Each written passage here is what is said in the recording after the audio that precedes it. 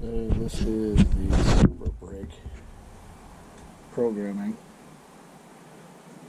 One of the things that you'll probably need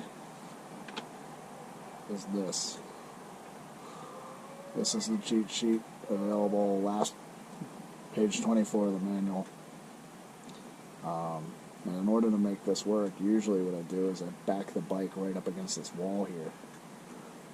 That way there I can see the light flashing without actually looking directly at it.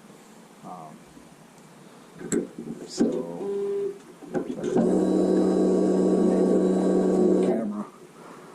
See well, it doesn't look like you will, but if I pull the trigger here, you'll be able to see it. So, effectively you don't need to see it in the off position.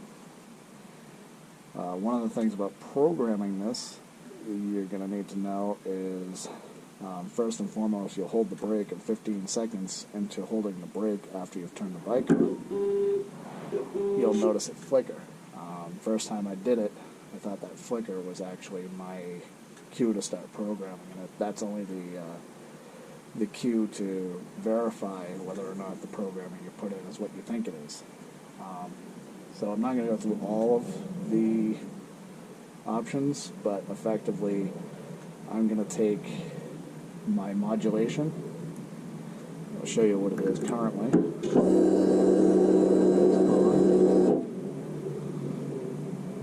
So usually this takes about a couple of seconds for it to start up and do its thing. Because the first time you turn it on, it's actually in the grace period. So once you've exited the grace period, which I believe mine's set to 9 seconds or so, you pull the brake and you'll notice that it flashes.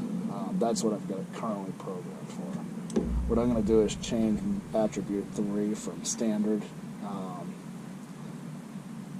For giggles, I'll go to Berserk D, and we'll see how that changes it. So, with the bike off, you want to hold the brake in, turn the bike on. Basically it says you don't need to turn the engine on, and I've never turned the engine on to do this, so I'm guessing it's not really needed. So that flash you just saw was the 15 seconds I'm ready to verify. The next one you'll see is attribute 1. It's going to come up, it's going to flash once. And you keep holding the brake. So there's attribute 1, there's attribute 2, and now I want to do the third one, which is that one. So I'm going to release. Now that I've hit the release, I've told it, okay, now I want to program attribute 3. I have to go to 10 flashes. So I'm going to pull in, you're going to see it flash once. Now that if I release now, I set it to 2. Now if I set release now, I set it to 2. If I release now, I set it to 3. And vice versa, on and on. So there's 4. There's 5.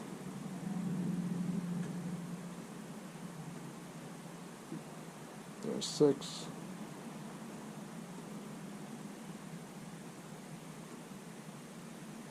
There's 7.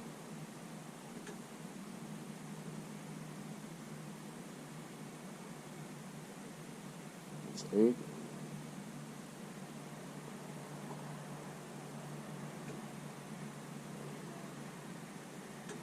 There's 9.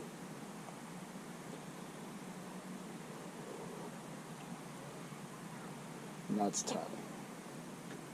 I'm going to release. Now I've told the CPU that, okay, I want 10. Now I've got to pull the brake in and hold it until it flashes and sets it. Now it's set. So if I shut the bike off,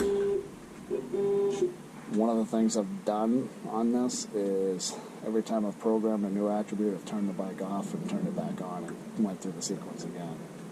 Honestly, I don't know how to go from one attribute to the next. I didn't bother reading the programming manual that much.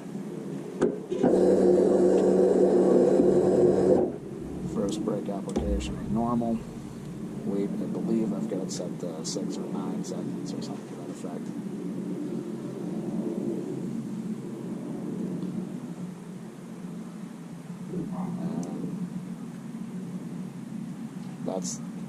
And the difference. This thing works pretty well. So far I haven't had anyone complain about it to me. I haven't had any cops pull me over and give me any trouble. So that's really the trick to programming it.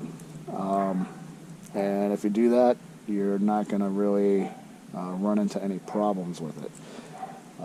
I noticed when I first started reading the manual, I'm like, oh crap, I gotta program this thing, and went through a whole bunch of problems, but in the end, all is good. So, hope this helps.